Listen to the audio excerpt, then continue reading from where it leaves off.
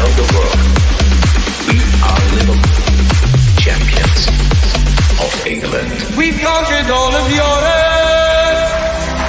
We're never gonna stop.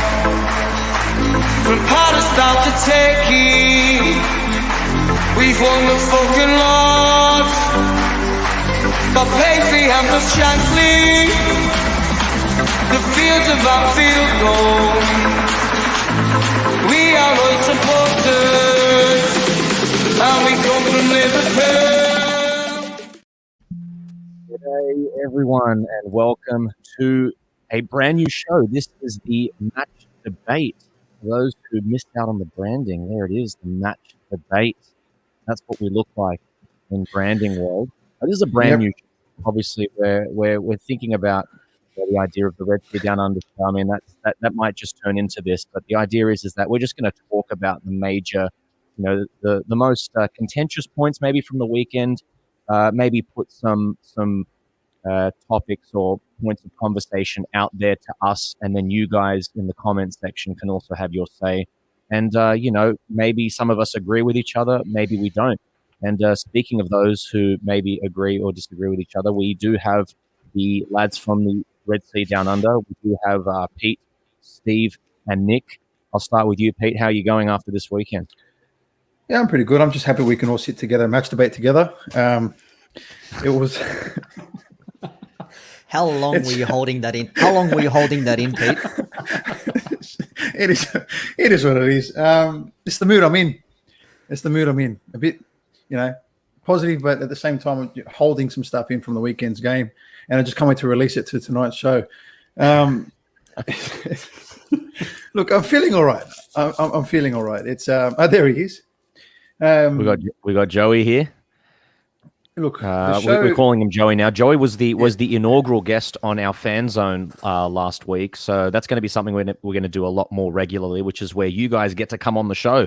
You get, and oh my goodness, we talk about the match debaters and then talking about coming on the show. My goodness, Pete, it's all over the place.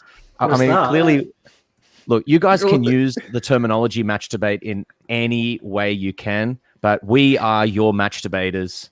And we will match debate all night because we want to. Nick, what are you laughing at, mate? We're going to match debate together. Joey, do you want to match debate with us? What we're here to match debate, by the way, is Chelsea versus Liverpool. It was a 1-1 draw. Steve, how did you find the weekend? How are you going? Weekend was good. Result wasn't what we wanted at the end of it, but we've had a few hours to digest it now, so I'm not as Did you match debate over the weekend? No, I wanted to sort of build it up and save it for now so we can match debate together. Oh, perfect. I love this. I feel like I'm on a sketch show. I feel like I'm back on my sketch show days. And Joey wants to match debate with us. He's all in. So Joey, Nick, how you going, mate? How are you after the weekend? Are you keen to match debate right now? Did you get a chance to match debate over the weekend, or did you like Steve? You saved it all for now. Saved it all. Made sure everything was in check. Got all my information sorted, and I hope that we can all come to the same conclusion at the end of this one. Oh, what's for certain is that this show will definitely reach its climax. So what we want to do is we want to just get started straight into the game. I mean, it was Liverpool 1, Chelsea 1, and it's funny because probably before the game, I said this to Pete off air, I'm used to this feeling that with Klopp, especially after that season when we just scraped through fourth. I think it's, when Wijnaldum scores against Middlesbrough, we win 3-0. But before that, James Milner misses the penalty and, against Southampton, and we draw, and Klopp's like, I just think this point will be important.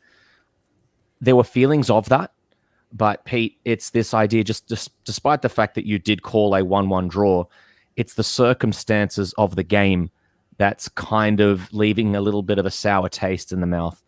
I mean, we would have taken the draw maybe before the game, but at halftime, we're all thinking Chelsea are here for the taking, and Liverpool just couldn't get it done. Yeah, look, like I said, and I did call a 1-1 draw because I thought that would come to frustrate us, and we would obviously find it really hard to break them down, as we saw throughout the match. But as you just said there, at halftime, when we have 45 minutes with a man up, at home and they're there for the taking kind of thing. I just felt that the draw sucked by the end of it, not because it was 1-1 and we finished. It was the way we drew. That the best chances came from 40 yards away in the second half when Mendy had to turn into Spider-Man to save all these shots. But at the same time, if that's what we had, where it's 10 men and we can shooting from 30, 40 yards away to try and get something, then we've got to look at ourselves and go, well, you threw the 2 points away. And yes, before the match, I would have taken the draw. But again, 10 men, we're at home. It's the title contenders nice and early. I thought that I would love to see a bit more creativity in that front third, but obviously we saw absolutely nothing. Nick, do you think are you upset by the draw, or are you someone that sort of goes, look, we're 2 wins, 1 draw. I mean, these are the European champions. Tuchel is on a bit of a roll here. Chelsea have just kept up the form from last season. Are you more calm about it, or are you at halftime were you kind of going, we have to win this, and now it's kind of like, is that a big missed opportunity? Well, considering the amount of chances we had created in that first half, you would have thought we would have got something. I know Henderson had that chance that flashed across goal, hit his heel instead of his instep. Of course, if that falls to maybe a Firmino or one of the other front three, then maybe you've got yourself a shot on target.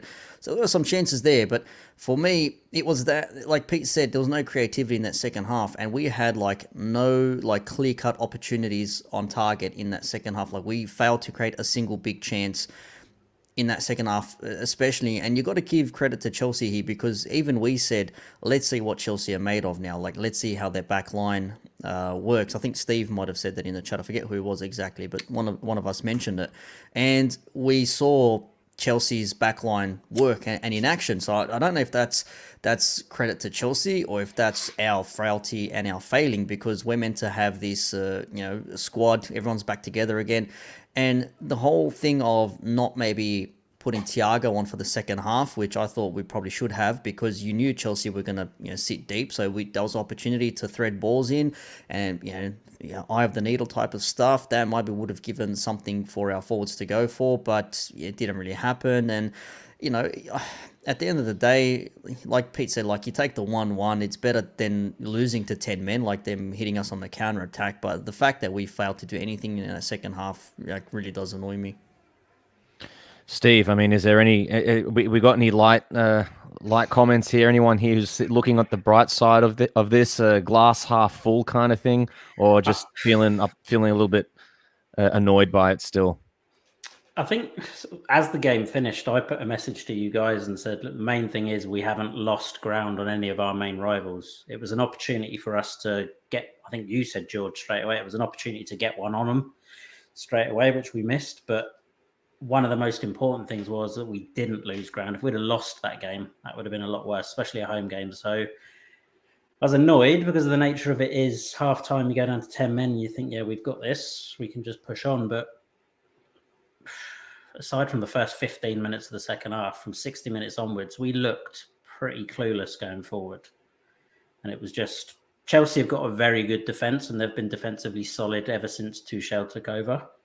And then obviously the sending off, ironically, I don't think helped us at all, because it meant they just went all out defensively with just Lukaku up top. So it made our job even harder to break them down. So it was a tough ask, but there were, I think, a couple of combinations of things meant that a draw was what it was. And I was pissed off initially, but you still got to look at it from the point of view that we haven't lost any ground on anyone. Everyone's dropped points in there apart from Spurs, but they're not going to last. They're not going to last up there.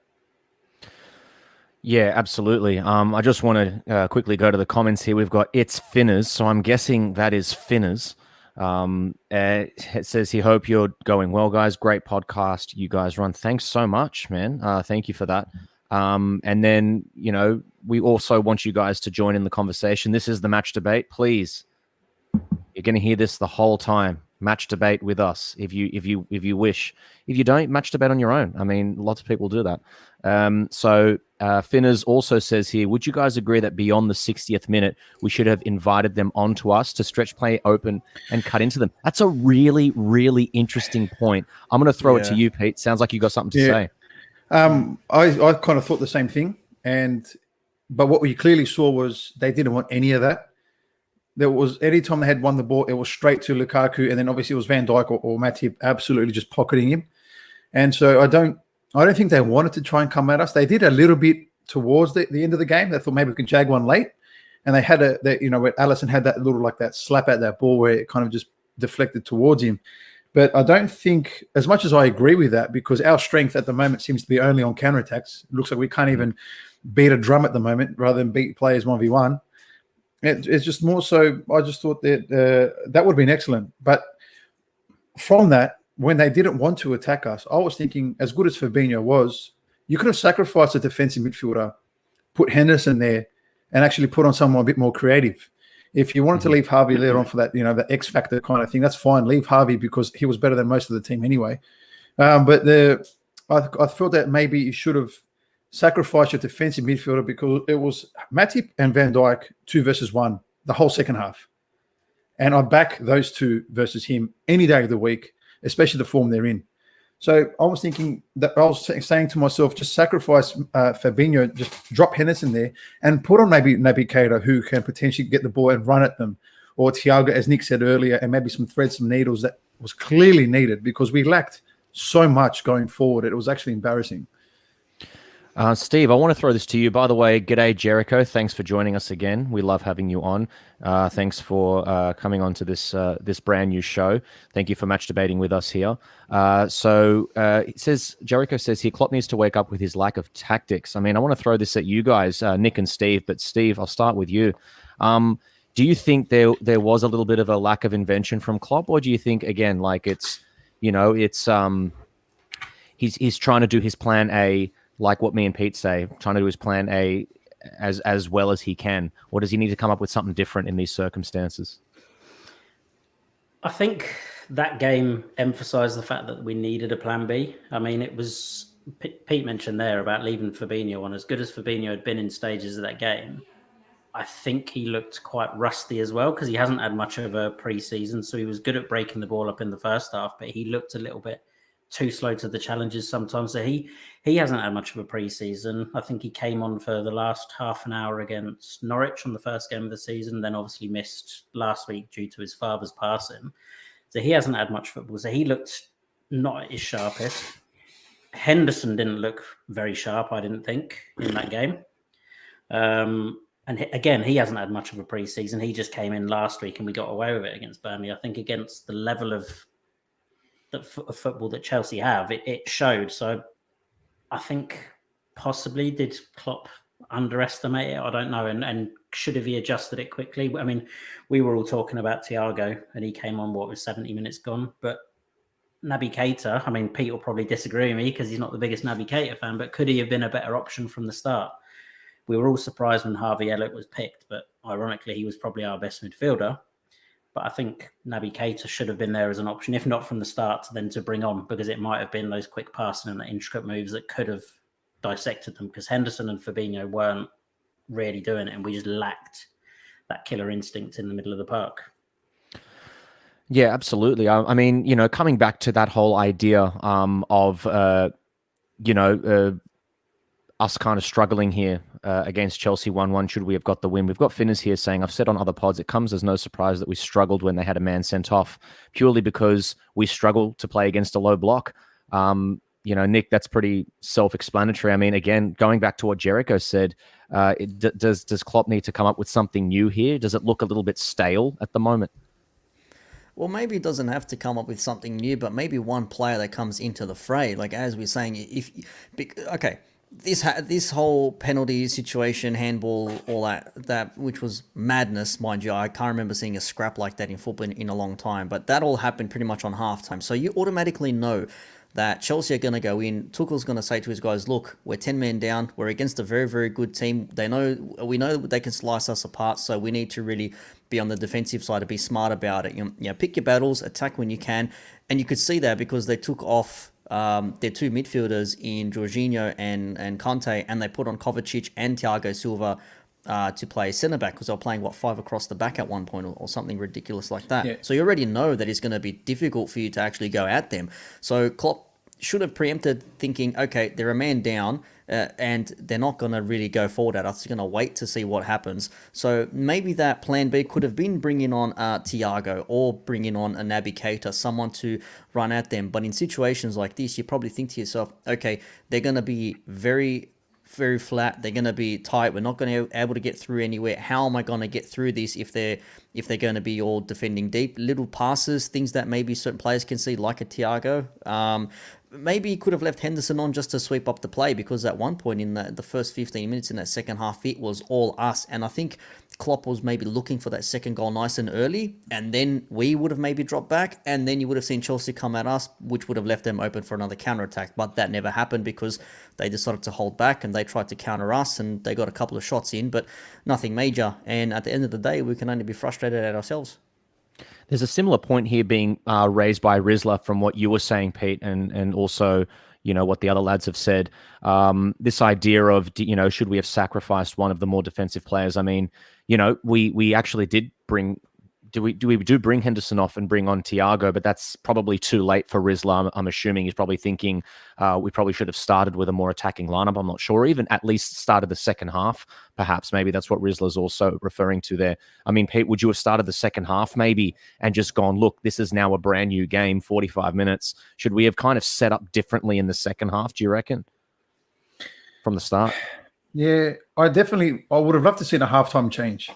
But what the game was screaming for, even in the first half, by the way, when it was 11v11, and mind you, to use one of Klopp's quotes, he said it perfectly.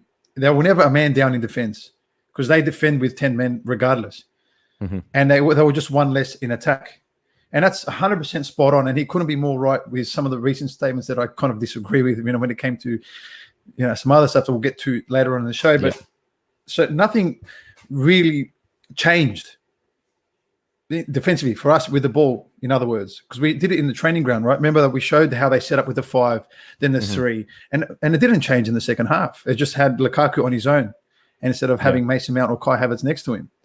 But it was the only thing I would have loved to have seen, and the game was screaming for a player to get the ball at his feet and run at the defenders. See, as we showed in our graphics, that to just draw one of the centre backs to pop out completely, because we've shown that's what they're prone to do. They're prone to come out and try squeeze in the middle of the park to try to get one of the runners with the ball. And we did none of that. It was and I kind of agree with what you said in terms of tactics, George. You said it in our show where you would have loved to have seen Salah and Mane closer together with Jota. And I think that would have been a really good kind of different maybe tactic. But we saw the same thing over and over again. Salah stuck on the sideline, only cutting in on his left, which becomes predictable as good as he is. And then there's Mane on the other side who was pretending to play. And it was very static, and it wasn't creative at all. Absolutely. Well, this is kind of something that, just before we move into this, because we've got a great comment here from Finners that will lead us into our next topic. It's like he's read our agenda, but I just want to remind everybody, please like and subscribe on YouTube. If you're here on the Twitter, please head over to YouTube. You're not going to miss, hopefully just miss maybe 5-10 seconds of me saying this stuff, but make sure you like the video and subscribe because, that pumps us up the watches, pumps us up the pecking order, and then more of our videos can get, kind of put out, and more of our content can be seen by more people. So that'll be really great if all of you guys who are on the Twitter can follow us here on YouTube. And if you are on the YouTube, like the video. It always helps us out. It's this comment here from Finners. I'm loving the interaction we're getting here from Finners. Finners is doing some quality match debating with us here right now. Connection down the left looked lethargic. Robbo, Hendo, and Mane all performed poorly. Hendo was fatigued by the 55th minute. Our hand was forced early with Bobby's injury. Now, this brings us, I want to actually go to Nick on this one to see what he thinks, because I know Pete has something to say about this as well. But I just want to put up this banner that we that we had prepared pre-show. Was starting Robertson a mistake? I mean, the Greek Scouser was playing well coming into this game, and he was benched as predicted. Nick, Henderson was playing on the left. He's not used to that. Andy Robertson looked really, really, just looked a little bit rusty, just like he hasn't played for 3 weeks and just came off an injury. Should we have started the Greek Scouser? Yes. That being said, Yeah, no, we definitely should have. And the whole movement of moving Henderson from right to left, okay, you're a midfielder, you're expected to play across. I understand that. But when you've been playing for a season or two with the same sort of three players, Salah, himself, and Robertson, you have an understanding. The same way when someone else plays on the other side, if it's going to be Mane, Robbo, and I don't know, let's just say, for argument's sake, I don't know, Fabinho, for example, or Wijnaldum, whoever the hell it was, there's an understanding there. So when you shift them over, you know what your role is, but you're on unfamiliar grounds. And Tsimikas had a great two games, had got an assist, was playing well. Robertson comes back from a sprained ankle or whatever injury he had, and Klopp's only brought him in because it's Chelsea, and I can understand that. However, what a way to take out a player's confidence, like fresh breath of air. He is playing with some real purpose. You can see he's whipping crosses in. He is a bit more technical on the ball, and we probably needed some of that quality because the corners that were coming in from Robbo, I know Pete was loving those corners from Robertson. He can't wait for him. He can't wait to match the bait on Robbo's corners. I absolutely understand that. The corners he was winging in, they were just going nowhere, and his movement just seemed to be like non-existent. And by the 70th minute, he did look a little bit out of breath as well, because again, he hasn't played in 2 or 3 weeks, so that match fitness has gone out a little bit out of him. Tsimikas would have been the better option. I would have started with him, and okay, the whole Reece James being sent off would have helped because he wouldn't have had to have defended that much with against Reece James, but still, I don't think that's anything Tsimikas couldn't have handled himself. So Rizla says here, form is temporary and class is permanent. Robertson is class, but why replace Tsimikas when throughout preseason and first 2 games he was in unreal form? I mean, we're talking not only in good form, but we're talking about clean sheets, and we're also talking about assists, Steve. Maybe before the game we were all, I mean, it's a bit of revisionism right now saying what happens after the game, but we can only match debate after the game. Can't do it before the game because the game hasn't been played yet. So, what's your opinion on this? I mean, would you go back and say, yeah, let's start Tsimikas, or, in the moment, would you have still stuck with Robertson? I mean, hindsight's a good thing. Like, we can all look back at the game and see that the Robertson call didn't work. He looked off the pace. He looked slow. He looked lethargic. But we all said it last week. Tsimikas is the in-form player. He's come off the back of a great preseason. He's had 2 good games so far. He got the assist the week before. What sort of message does that send out? You have that sort of performance, you get effectively a man-of-the-match performance against Burnley, and then next game, I know you're back on the bench. And I think it showed. I'm not saying putting Tsimikas in would have given us the win, but that left-hand side was probably the poorest I've seen it for a long time. I mean, and that was Mane, that was Robbo. Something wasn't working. So hindsight, 100% Tsimikas should have started, but we'd all said that before the game anyway. So we're not just reacting to what we've seen. We said this in advance. He should keep his place. And with the international break, that would have given Robbo longer to get back up to steam in terms of fitness anyway. So I didn't get that change, but it's done now, and effectively, I don't think it was the right one. We go back to Finners here. I think it was a reserved decision that didn't play into our favour. We should have played him in hindsight, but couldn't predict that he'd have a howler. Simi wasn't brought on soon enough, in my opinion. Pete, we're actually talking about this idea of maybe even starting Tsimikas, and then if he, by 60 minutes, seeing what's happening, then maybe bring on Robbo. I think what Finners here has said, pretty much the opposite. Start, maybe if Robbo has played that 60 minutes, maybe bring on Tsimikas earlier. I mean, either way, a change probably needed to happen sooner than what it did. Well, that could have been the halftime change that was needed. Just a bit of fresh legs down the left side. But it also comes to Henderson being, because Henderson, what he's unbelievable at is actually covering Trent. And when Trent goes forward, it allows Salah to roll in. Do you know what I mean? So it comes down to that. And Salah, you saw, was too wide too often. And having 2 left footers on the same side doing the same thing, cutting on their left foot, maybe the balance just wasn't there. But going back to the old Tsimikas thing, I had like visions of that Real Madrid game away last season when he started Naby Keita for God knows what reason, and it was just a hell. And he took him off after, 25 minutes because he realised it didn't work. You look at Robertson in this game and the corner that we conceded. Now, if that was Tsimikas, I guarantee you, every single person on social media will be absolutely hammering Tsimikas because he didn't win the header. But because it's Robertson, it's, what a header. But if you look at it again, it's his mistake. It's his zone. He's the front post player. The ball's coming in front post. He actually looks back. If you watch the replay that we sent back in our in the group chat, he looks back, sees the runner, and still is too slow to react out and get that ball. Now, I guarantee if Tim-Akas played that performance, you're talking about there'd be protests of him getting hung. It's just funny how it works the other way. But I definitely think a bit Klopp in the ass, that decision. Yeah, and separate from that, and this is something I've been discussing with a friend of mine who's a Chelsea fan, and he's always going on about how bad Trent is and all these mistakes he makes. And I was saying, well, look, there's a bit of a vendetta against Trent, because I said Robertson makes probably just as many mistakes. And this isn't an attack on Robertson, because I love the player, but he makes quite a few mistakes in defence in terms of cutting out crosses. And we saw it again at the weekend. And we had a bit of backwards and forwards after the game. And I was like, there's your prime example. Robertson is at fault for that goal, but no one will say a word about it. If that had been coming in from the other side and it was Trent who'd been caught out and missed the header, it would be everywhere. It would be all over the press saying Trent can't do this, Trent can't defend. But it's just weird that other players aren't sort of exposed to that sort of abuse about it. And I mean, I don't think he deserves any abuse, but he was at fault for it. Definitely not.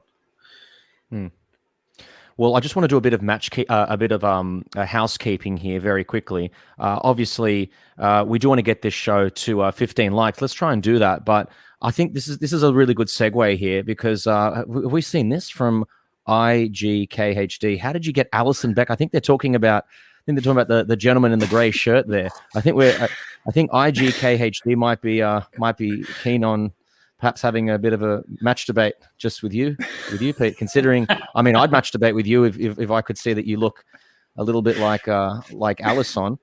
So maybe why don't we say this? If this video gets to 15 likes, Alison Becker up there in the top corner, or wherever he is on your screen in the grey shirt, he will match debate the rest of this video with his shirt off. So why don't we get this video to 15 likes?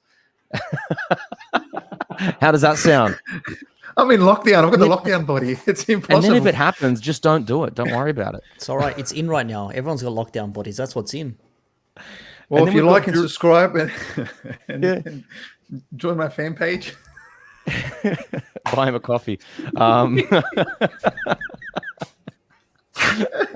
got Durin here, joined to see a debate. Wasn't expecting a soccer debate. It's a match debate. But correct. It is a different type of debate. Not your standard debate. It is a match debate. Peter is a master match debater.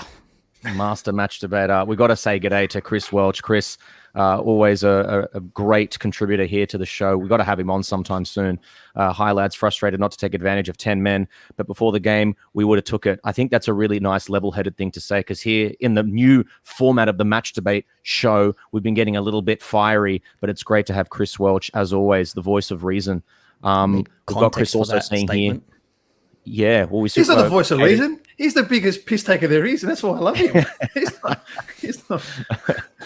Yeah, but Cater should have started. That's something. But I want to go now, because we actually had that. I feel like that comment from Finners was like an overarching agenda, or agenda for the show, because we have this idea here very quickly. He actually said Henderson on the left didn't work. I want to throw this one back to you, Steve. Henderson on the left didn't work.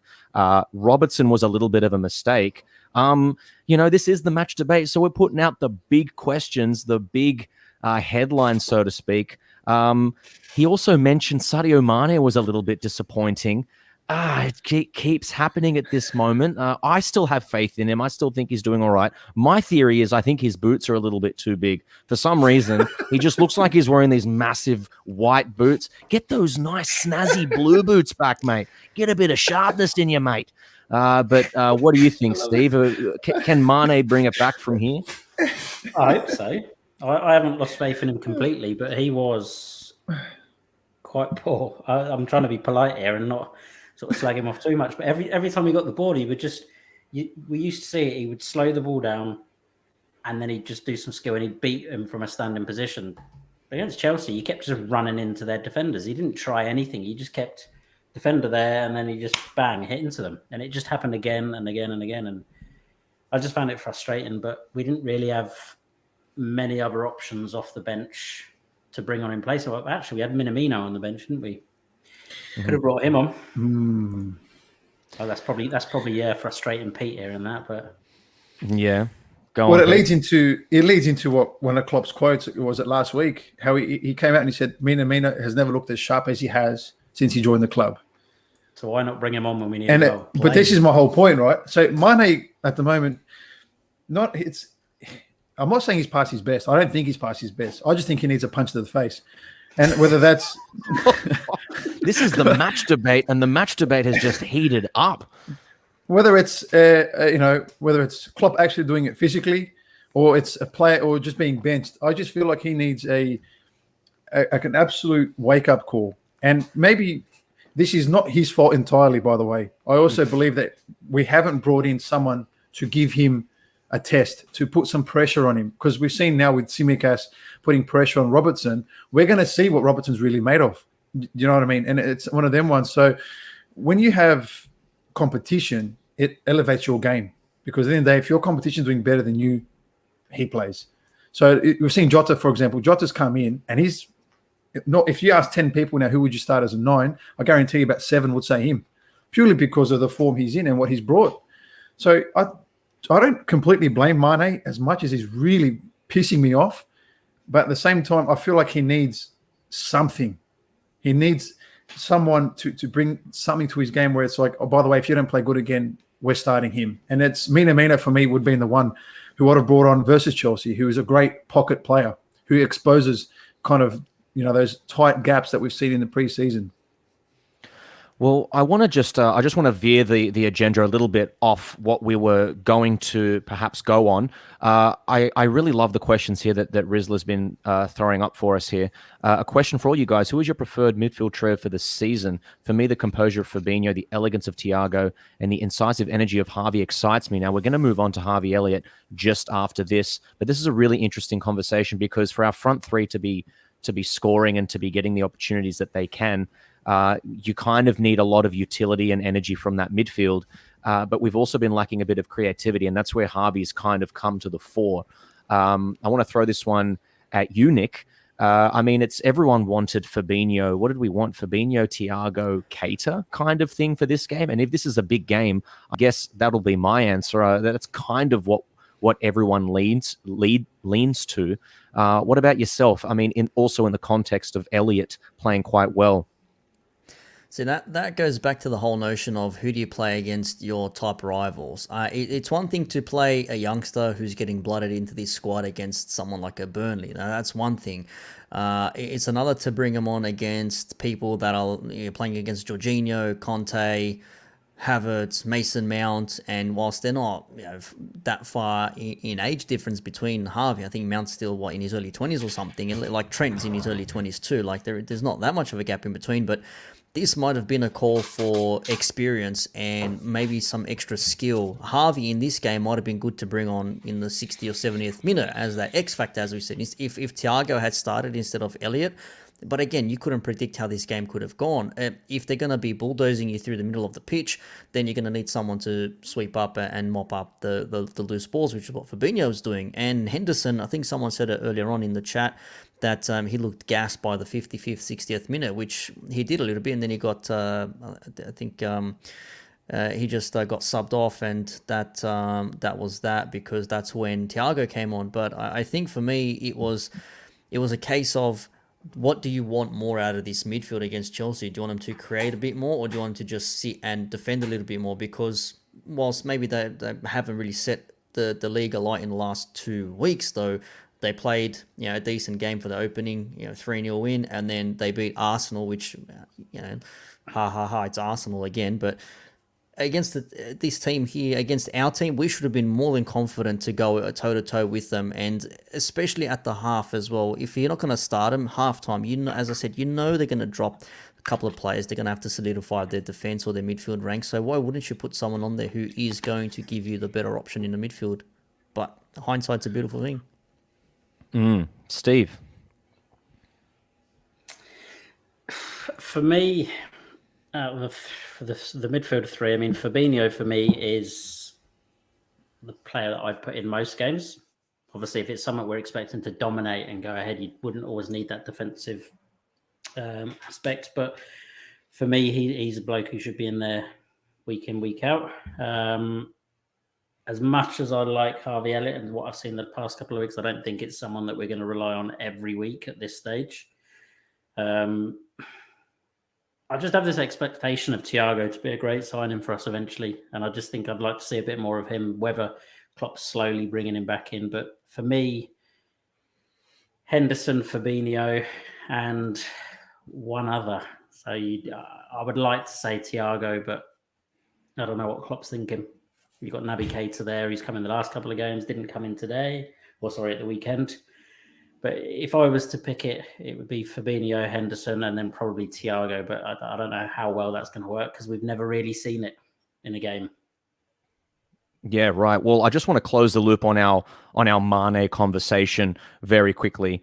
We did have Rizla coming in. I'm not sure if we posted this comment. I just want to close the loop on Mane and also just ask you guys a very quick, just a one-line question, all three of you, if you guys don't mind, as we move on to the next topic. But still sticking with Mane, we were talking about, is he past his best? Here, Mane works with confidence. When his ego is deflated, he becomes inconsistent. If he's on a high, he's one of the best in the world. We say here, Doug, by the way, I'm not sure if I've said g'day to you yet, Doug, but thanks for coming on, mate. I think you're a favorite of the show because it sounds like a lot of people on here know you. So g'day. Thanks for tuning into the Red Sea Down Under. Great to see you. Hope to see you more in the future. And please match debate with us anytime that you wish. Form is temporary. Class is permanent. Mane will come back to his very best. He does need to step up this season. People saying he's finished are deluded. 3 games into the season, and folks are saying he's finished. Absolutely not. So, I mean, I would probably go down that route. Maybe, I think that he can get back to his best. What I want to ask you guys is, I'll ask you first, Pete, do you think Sadio Mane can get back to his world-class best? The answer is yes, but I can't just say that and then leave that. Do you know what I mean? Like, I just feel like there has to be a process and a plan to get him back to his best. And I agree right now with Jericho. Mane needs a kick up the ass. And that's not me saying he's not back at his best. I kind of 100% agree. I think Mane, at the end of the day, when he has even just 50 minutes of a good match, he can score 2 or 3. That's just how he is. And that's the player that we love. But what you're seeing for the past, 12, 14 months is a Mane that we don't and have never seen. It's like a former shadow of himself. And I just wouldn't know. Obviously, this is Klopp's job, not ours, but we've got to find a way to get him back to that Mane that we all absolutely loved and frightened the shit out of the opposition. He actually went for a similar patch of form first season we signed Salah. Was it 17-18? There was about 6 months of that season where he was terrible and things were bouncing off him and nothing was working. I think we played Burnley away like in January of that season and he smashed one in with his left foot from the edge of the box. And then from there, his form then picked up, but he went for a real bad patch and it's really similar to what we've sort of seen in the last 12 months. So I think he can get back to it. How quickly it happens, I don't know. I'm hopeful that it can happen. And Nick? You probably have to look at what's gone, for lack of a better word, wrong in the meantime for his dip in form, because if you've become so comfortable playing with certain players around you, whether that be Wijnaldum, whether that be Robertson, whether that be whoever in the middle of the pitch, you sort of become familiar. You know what your role is. When a player disappears or when something is out of whack, you tend to sort of not forget what you're doing, but you sort of have to adapt and try, the whole Bear Grylls thing, improvise, adapt, overcome sort of a thing. And maybe he just can't really get to that point at the moment. Like, what was good about Mane was he would get the ball and he would just run at you. He would just kick the ball forward and just blitz past you, or he'd run off the last defender off the shoulder, because he scored a fair few goals like that last season as well. Is there a great player in there? 100%. So I have every bit of confidence that Sadio Mane will come back. He'll be scoring a goal every 2 or 3 games, or a couple, if not more. But something's got to give there. Like, Salah becomes predictable when he's out wide and he cuts in on his left leg. Everyone knows what he's going to do. Firmino, pulled up with his injury. We thought, scored a goal opening round. his confidence is there, he's going to perform, and he comes up with what seems to be a hamstring injury. So that would have changed Mane's perception of the game too. Okay, Jota's on now. I have something different I need to do. Or maybe they were meant to do something else. So whatever the game plan was, there is no doubt Mane is a quality player. It's how he gets out, like Steve said, how he gets out of this is up to him now. He's got to be able to score some goals or do some magic. But at the moment, I don't think he's lacking confidence. It's probably something to do with his surroundings. Maybe I'm not too sure. There seems to be a consensus that perhaps Mane needs some competition. Joey here is saying if Mane needs competition, who's the right player to pick or sign? I mean, obviously, a lot of people have been looking at Doku. If I'm not mistaken, he just recently got injured. I mean, if ever we're looking at a player, they'll just flirt with us and get injured just to convince us. Need I remind anyone of Alberto Aquilani? Oh, yeah, I know. Yeah, we signed him, and as soon as we signed him, he was injured. Finners has come back and said Mane has competition in Jota. We're too busy sleeping on the fact that there needs to be someone central competing with Bobby. As Origi has been sent to the Chokey. The Chokey! Is that from Matilda? Any of you guys big Matilda fans? Is that room that they send like the kid who ate too much cake to? Principal Trunchbull. Yeah, you spend time in the Chokey. In the Chokey. Yes, the tranche ball. And then Jericho has actually responded to this saying Jota is our centre forward backup.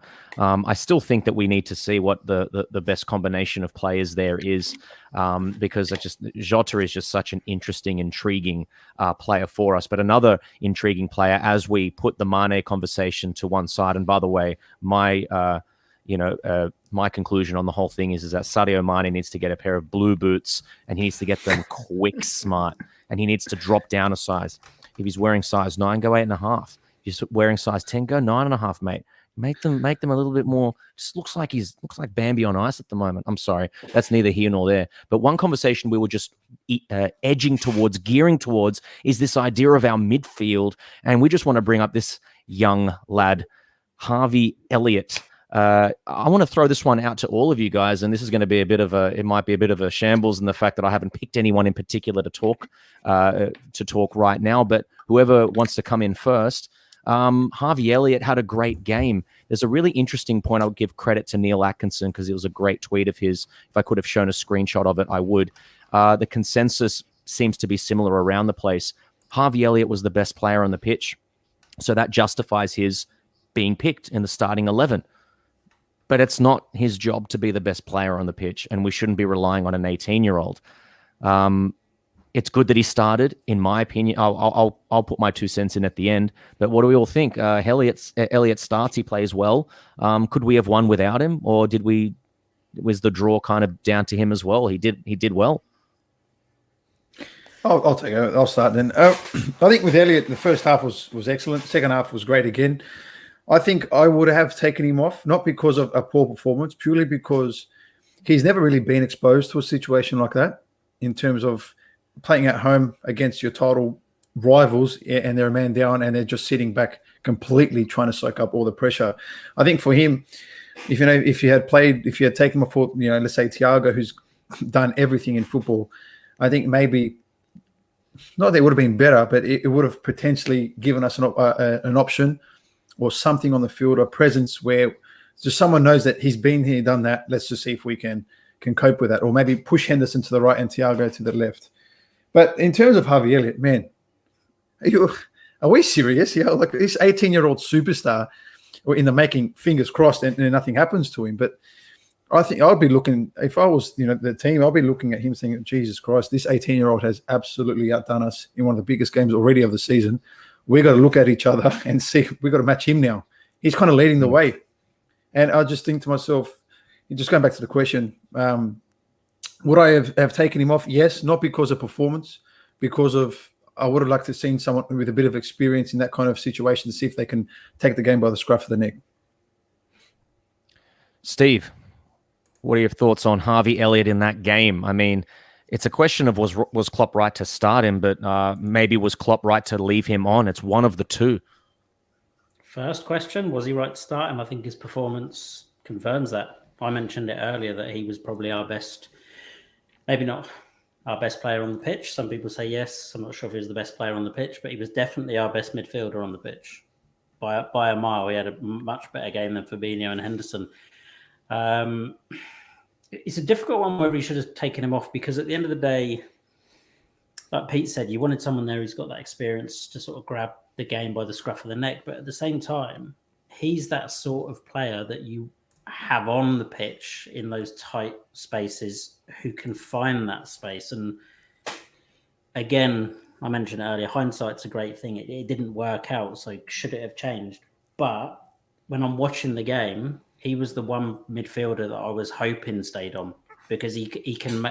We've only seen a few games out of him, but when he was playing at Blackburn last season, you've seen glimpses of him. You know he can find a pass under tight spaces, so you'd think that would be the perfect opportunity. It didn't work out, but that's nothing to say bad about him. So I would say no, he was right to leave him on, right to start him. His performance backed that up. I was surprised that he started him. I thought he would revert back to Keita, Henderson and Fabinho, but when you look back at the game, you can't say there was an issue with it, to be honest. No. The consensus seems to be along the lines of he was brilliant for us, justifies the fact that, he should have been started. I think Steve also said that exact same thing just before there. We'll pass it on to you now, Nick. Rizla, before I do, Harvey is a natural-born leader, mature behind his years, composed at such a tender age, great view of the game, where to pass, doesn't need his agility. He sees the play before it happens. These are the kind of things that I was actually hoping from Ben Woodburn, because I didn't see any outstanding physical attributes. The one thing I do see with Elliott, thank goodness, is a low center of gravity and quickness and lightness of foot. That's something I didn't see from Ben Woodburn. So already, we're kind of getting this idea that maybe this is a different youngster that we're working with, not to mention he's started and completed 2 full 90-minute games. Just going back on that original question, Nick, would you have taken Harvey off in this game? Because he seemed to play well, even when he wasn't brought off. He played well right until the 90, in my opinion.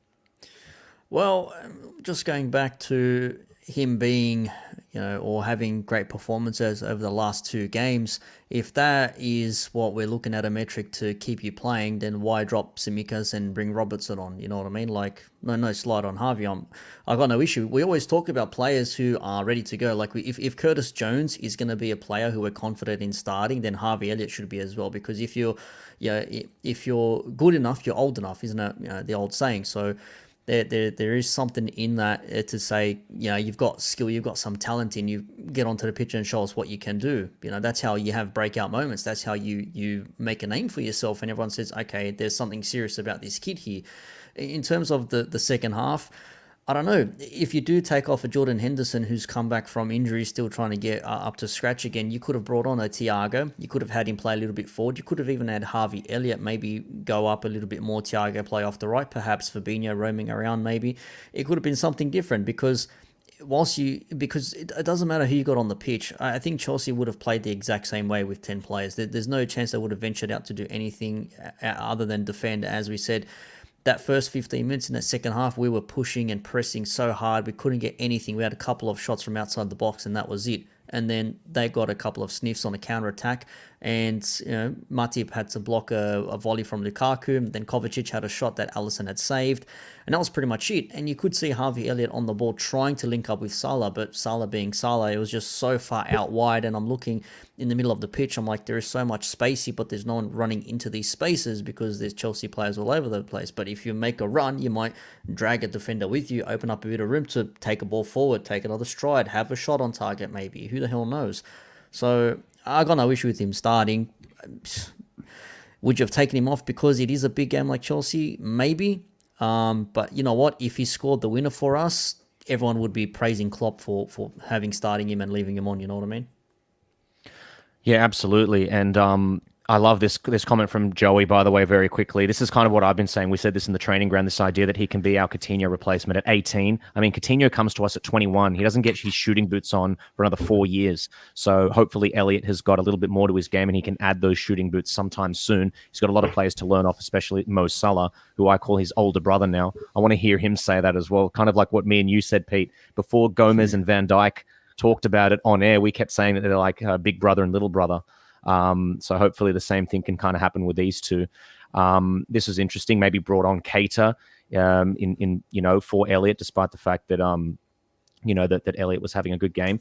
But there's something that I kind of just want to go into. A lot of the comments here have been moving towards this to this topic. So I think I might just veer off our agenda very quickly, lads, if you don't mind, because this is the match debate. And the match showed us, the Chelsea match showed us, guys, I think you guys will agree, that Liverpool are probably lacking something, especially with Bobby Firmino pulling up with a hamstring injury. It seems as though, I don't know. There's conspiracy theories, guys. By the way, I mean Bobby is like Agent Bobby for Jurgen Klopp. Klopp goes, pull up with a hamstring injury, get me a striker. Go off. Just before halftime. Convince them that I should get one more attacker, maybe a centre forward. Wink, wink, nudge, nudge. So this is the question that I want to ask you guys, because we've actually got a great show coming up. If I'm not mistaken, the lads here on the Red Sea podcast, the UK lads, are going to go live 10 p.m. UK time. I'm assuming that's going to be on transfer deadline day. I'm assuming that's going to be the 31st of August. Is that right, Pete? That's transfer deadline day? Yeah, they show the Transfer Tuesday show, but they're doing a live deadline day show with plenty of guests. So there'll be an interesting one to watch. It's going to be tomorrow then. That's going to be in a couple of days. Or 2 days. Tomorrow in the UK. Steve, you know the time in the UK. What time is it there right now? What's the day? The time right there now is Monday, 11:50 a.m. 11:50 a.m. So it's like a day and a half. Transfer deadline day goss on Transfer Tuesday. So guys, make sure that you have that in your diary. And we're going to talk a bit about it now. I've seen a lot of comments here about who we should sign to maybe kick Mane up the butt to replace Agent Firmino, who may have done a little bit of jiggery pokery for Jurgen Klopp there. I doubt that. Firmino loves to play. But we want to talk about perhaps, what is it like? Do we need someone in the front line? Do we need someone? I mean. Pete, I want to go to you very quickly. We talk about this every single week. Considering right now, what are you laughing at? Is there any point talking about this? Like, seriously. He doesn't think we're signing anyone. Will Liverpool make a last-minute transfer? Yes or no? Probably no. No one is accepting coupons for players, and that's all we're trying to go for at the moment. We're not. It's just, I would love to bring someone in the front three. And I would love for it to be Doku. We all like Doku. I just saw earlier today that apparently Callum Hudson-Odoi is available for sale from Chelsea. I think he's a top talent. I'd love to go and get Callum Hudson-Odoi. I'd love Adama Traore, because he's just a frightening fucker. The way we play in our counter-attack, he would be absolutely ruthless. Okay, his final product needs a shit ton of work, but at the moment, Mane is providing nothing for us in that department anyway. But we're talking about something that's not going to happen. So it's just one of them ones. Well, it's funny because I think every single week we talk about who we would put in that front line. We're getting some really interesting things here, by the way. I'd be taking, who's this? Amine Juriri. I don't know how to pronounce that in French, but there we go. Maybe he's not even French. From OGC Nice, we seem to be regurgitating the same players: Doku, Adama, and then a brand new winger or something every week. The consensus is, Nick, I mean, we want someone in the front line, but the real question is, will Liverpool sign anybody? Do you think, yes or no? Before we do that, I had this pointed out to me over the weekend. If all you could just tilt your head to the left and look at that OGC from Nice, look at it side on, and it looks like a man having a match debate. I saw this the other day. It does too. Now you can't unsee it. Do that, everybody. Turn OGC on its, and it looks like someone having a bit of a match debate. We're talking about a match debate, not anything else. Like literally sitting there having a conversation. He's writing notes. Match debate. Yeah. He's like nice. That's what it is. Well, apparently, according to the Guardian, we have some interest in a Danish winger, Mikkel Damsgaard. Liverpool, Villa, and Leeds apparently are looking in for him. Whether we're going to bring in another winger, I'm not too sure. If we got wingers already, like we've got like Minamino, why don't we utilize Minamino on the wing? You know what I mean? He can play off that position there. And another interesting thing here, Pete, I don't know whether you want to read too much into rumours, but it does look like Villa apparently are reportedly looking at poaching Curtis Jones and preparing a 15 million bid. They reckon he's been pushed down the pecking order because of Harvey Elliott. I don't know. To answer our question, or your question, George, I would honestly love to have someone come in, but we know Klopp loves to have forward players who are a little bit more fluid across the front line. So if we're looking at getting a specific centre forward, that might be a question. But if you can find someone who can play both centre forward and wing, perhaps, maybe he might look into it, but there's not much time left. I was going to very quickly. I mean, we can also do this. The idea of the regretful non-transfer. I want to ask you, because these are two not very similar players, but they're players that only play in a specific position. Pete, you actually talked about this. Maybe I'll throw this one at you very quickly, and then I want to go to Steve, because both of them. But you said something about Tammy Abraham very quickly, didn't you? I said it in our in the Red Sea host page. I spoke about it when I found that he was available going to Roma. I said, "This is surely we go for this." He's a proper kind of different style number 9, but he's actually really good at link-up play. So that's kind of that Firmino-esque, but he's nowhere near to Firmino's level, but he's good at holding up play, bringing players in and getting on the end of things. And finally, someone also said it, because you see what he's doing now at Roma. He's taking the piss at the moment, and they're loving him over there. And I feel like that's maybe a potential missed target there. Yeah, and then going to you, Steve, here, we've got the idea of Tammy Abraham moved in this window. I don't think Chelsea would have sold to us, perhaps. They actually sold to their old manager, Mourinho, so they still love him, it seems. Also, the idea of Patson Daka. He's not even playing for Leicester, if I'm not mistaken. He doesn't look like he's playing for them at the moment. We could have definitely used him. He's someone who scored bucket loads in the Austrian league, just like Haaland, although it's not the greatest way to judge if a striker is incredible, although Haaland was. I'm right in saying he came from Austria, but if I'm not, who cares? But yeah, this idea of two centre forwards, Steve. I mean, we missed out on those two. Is that where we're looking? Should we be looking centre forwards? We need to be looking. I don't think I'm with Pete. I don't think we're going to sign anyone, but we should be looking at reinforcing that front three just as an extra option. I just can't see it at this late stage. I hate to be sort of put an end to that conversation for my question, but I just don't see it happening. We've got Damien here saying Scousers need a striker. Vlahovic should be perfect. So Vlahovic, again, I mean, going on this theme of the centre forward, I think Nick brought up a really great point. The idea that we probably, I mean, this is where I also exist. I want someone like a Salah or a Mane that has played centre forward and winger. I'm not sure if Klopp's style is to get the out-and-out centre forward, but it would be great to get one. I just don't think it's Klopp's style. The idea of Vlahovic. So for those who don't know, am I right in saying is he in Florence? Is he at Fiorentina? Fiorentina, yeah. But I think he recently just came out and said he's staying. He's saying beautiful. So that means he's leaving. Yeah. Well, not to us anyway. Any of you guys heard of Damsgaard? He's had a good Euro. Isn't the ilk to come in and support the goals assists we needed? I don't know. I guess Finners is saying there that perhaps he's not good enough for us. Not sure. You guys heard of Damsgaard? As I sift through the comments here to find some more transfer links. Anyone heard of him? Damn. He had a good in the Euros. He had a good tournament, I think, if it's the one I'm thinking of. Was he not the one who scored against England? Oh, Damsgaard. Is that the kid that scored the free kick? No, Yeah. I'm not thinking of the right one. Is that him from Denmark? Yeah, I think so. It might be. If it's him, he was a lovely player. If that's the right person. Yeah. If anyone could, just Google it. Damsgaard is the one who scored the free kick against England. Yeah. Against England. semis. He's a lovely player. But he's a midfielder though. That's the problem. 21 years old. He plays for Sampdoria at the moment. He's a winger, so make of that what you will. Yeah, I'll tell you what would be nice. More wingers. I tell you what would be nice because they're currently coming last, and maybe they need some more funds. They can spend more stupid money. But Saka will be one of those young FSG model, perfect kind of players that is multi-positional From Arsenal, yeah. kind of some. Yeah, but again, we're not. We definitely need someone in the front three. And what I hate hearing, again, I think Klopp mentioned the other day, how he said Oxlade-Chamberlain has something that you can't buy in the market. Mm-hmm. Yet he never plays him. He didn't play him in a game that we potentially needed someone who doesn't have anything that we can buy in the market. And it's something that even when he plays, he doesn't offer much since 3 years ago.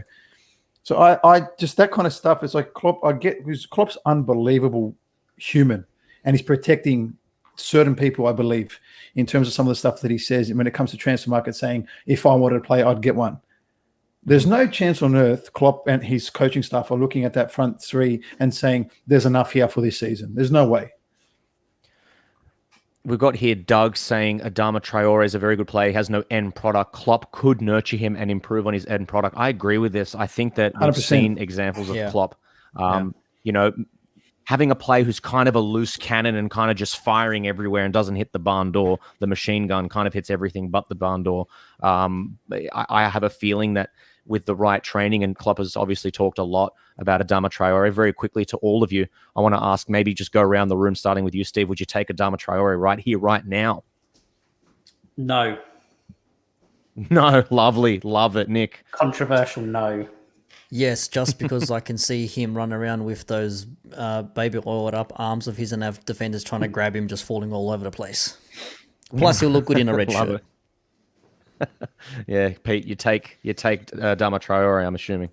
His end product is targeted because, let's face it, Wolves will have not as many chances as we would in the game, and you can argue Salah's end product is at times questionable too. He scores one in, as you say, George. What do you say? 1 in 7? Is that your stat 1 in 7. for Salah? He'll score 1 from every 7 shots. Well, I think if Adama Traore gets 7 per game, I think he scores 1 as well. Right, Wolves is only getting 2 or 3.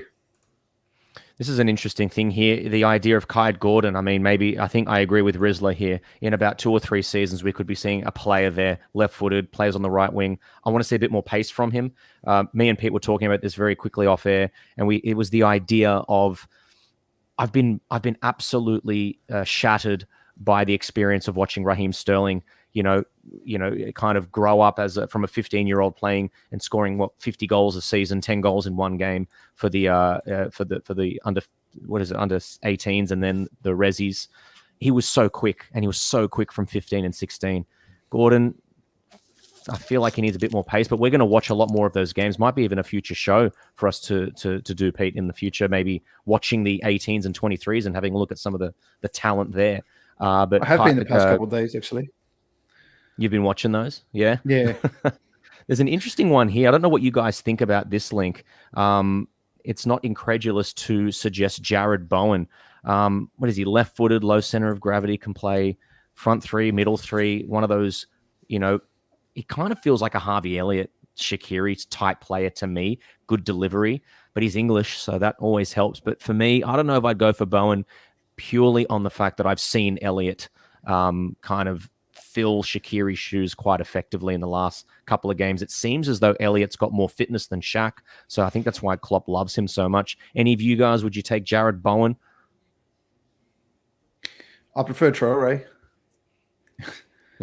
I was just about to say, so far in these 3 games, he's had about 4 shots per game, 1 shot on target per game. So he's missing a few chances there. But if he can improve on that, and if the space is there for him to run into as well, but that depends on teams coming towards us and then leaving gaps in behind. And if they know we're already a good counter-attacking team, I mean, if they see Adama Traore running at them like, a wish version of like Ronnie Coleman, then there's no chance they're going to be like sitting there just, letting it happen. Well, guys, as we kind of near the end of the show here, there's some massive news that has come out. We don't know the situation right now. We don't know if it's going to happen or not, but there is an expiring of a contract. Is that what which of you guys knows most about that? I'm seeing Nick nodding. Nick, do you just want to give us the lowdown? Something along the lines of Michael Edwards could be leaving Liverpool quite soon. Correct. There is talk that Michael Edwards, because his contract as sporting director is expiring, and they're looking to extend his contract, but it's uncertain whether he will stay on or not now. So there has been no actual formal agreement, according to reports by Edwards, and Liverpool are still hopeful that they can get him to stay on.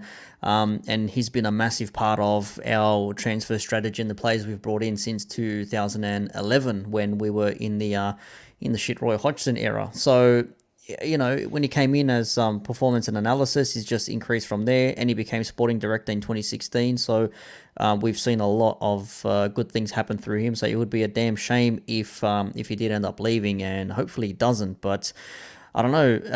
I think Pete was saying, or we saw tweets of like Michael that Edwards is leaving because he's got nothing to do anymore. He keeps recommending transfers, and Liverpool keeps saying, no, we don't need any. Not this the one. squad's No, fine. no, not this one. No. Look, that's going to confirm for sure that we're never going to sign a player ever again. So this current squad will be playing until their mid 80s, I think, until they actually just they stop want to, they don't want to play anymore.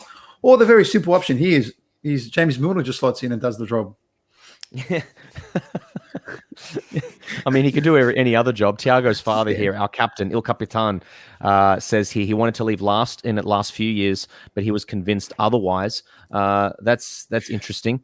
I think he is this finished saying here. He's saying goes going to be into. No, I don't think that was to do with our man Edwards. What do you think? Considering we've just been talking about transfers here, Steve, should we be worried that Edwards is leaving?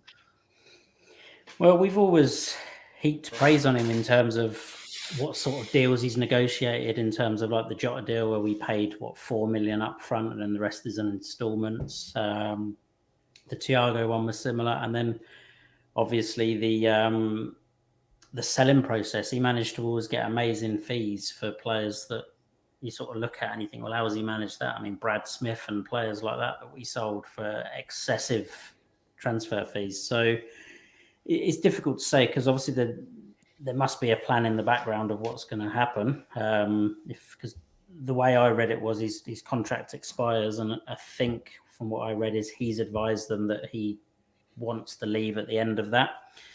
So this probably isn't a new development. The club have probably known for a while, so they must have a plan in the background. So it's difficult to say. He's done well for us, but you never know. New person coming in doing the job could be just as good or better.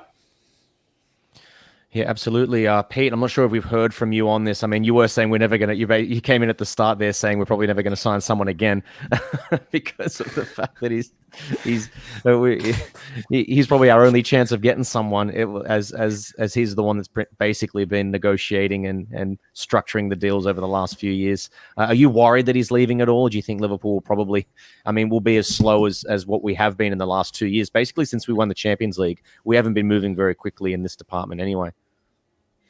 It's a tough one, because that's kind of the side of things that we don't get to be, informed with. And that's a kind of, it's not the, what we watch every week. We don't get to watch what happens in the boardroom. We don't get to watch these sort of meetings, and we don't know anything about what happens, behind those closed doors anyway. So it's kind of hard to sit here and make comments, but just from what you believe or what you can, conjure in your own mind, I think it's something that for 2 seasons we've been quite slow in transfers. Maybe it's down to him. Maybe that's why they're not renewing his contract. Or he doesn't want to renew his contract purely because he's not getting that freedom, as you mentioned earlier, in the transfer market. So we can sit here and create rumours ourselves if we really want to. But I trust the club just enough at the moment to make sure they're going to do the right thing. That's what will sell you, Pete. That's what will get you the tweets and the clicks, my friend. Yeah. Very quickly here, usually we have our names on the screen, so apologies, guys. It's in the options, George. We don't have our names on the screen.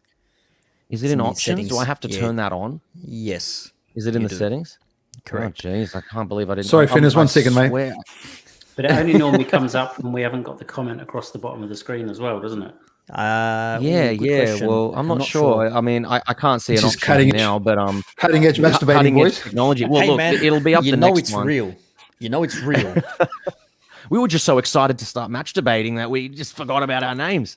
We just blew early. We don't even ask names. We don't ask names before we match debate. We just get stuck in. We're going for seconds. Sorry, Finn, another match debate. Yeah. Absolutely. We'll get those names up. I mean, I'm at George H. Xanthus with an X. I mean, Pete's at Peter K08. Steve at Steve Wilding 7, and Nick hasn't got his up there, but I'm sure you can let us know sometime. Should be there. But look, we'll get those up next time. I'm sorry, I made a mistake with that one. But we are wrapping up here. One thing I do want to just very quickly remind all of you guys about is that we will have a deadline day show. That's going to be from the lads at the Red Sea podcast. It's going to be UK Tuesday 10 p.m. Is that right? Tuesday 10 p.m.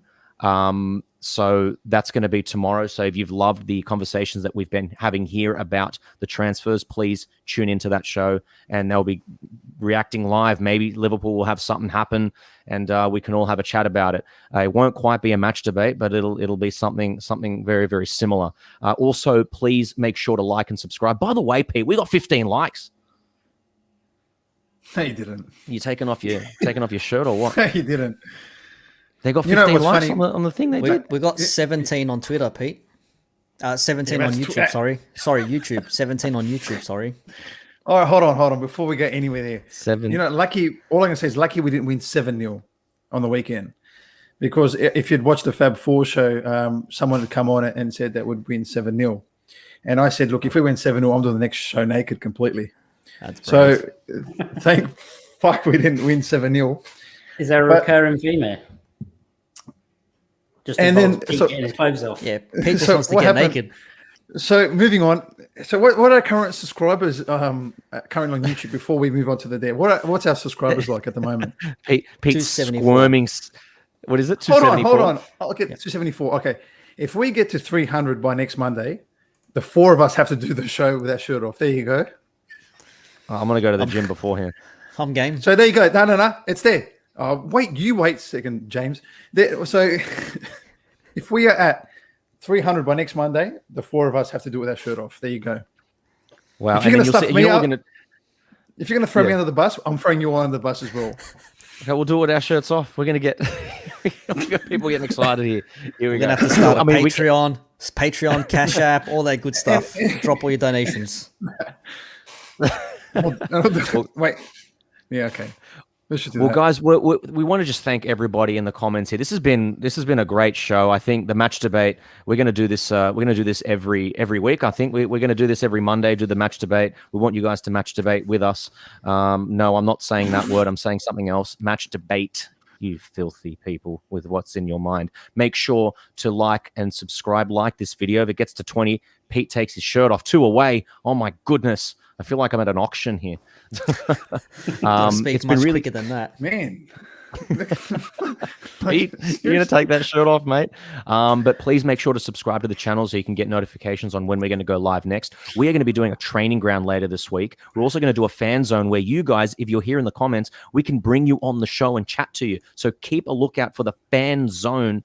If you're in the comments on that day, you can come on just in this little, like a Brady Bunch square, and you can have a chat to us and tell us what you think. We'd love to say g'day to you. We said hello to Hector Joseph, or as I call him, Joey. It was a really great little impromptu show / interview before Chelsea. So that show's coming up. We've obviously got the training ground coming up. We're going to look at Chelsea at a more detailed tactical view just before the international weekend. And of course, tomorrow night, Tuesday, 10 p.m. UK time, transfer deadline day with the lads here on the Red Sea podcast. So, there's lots of Check out the content. likes. Check out the likes. All right, guys. See you after, man. Thank you so much for today. Oh, we're at 20, Pete. Just take it. You know what? Begin to take it off, and we'll all do like our own little like porno music, or not like suggestive, like. Or how about you just end the show and then right now end the show.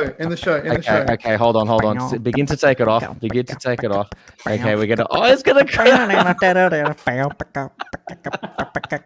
See you later, guys. We've got to 20. Pete's taking his shirt off, and unfortunately, the branding has come on. So thank you so much for everything, and we've got that porno music going. South Park. We'll see you next time. Thanks for joining us.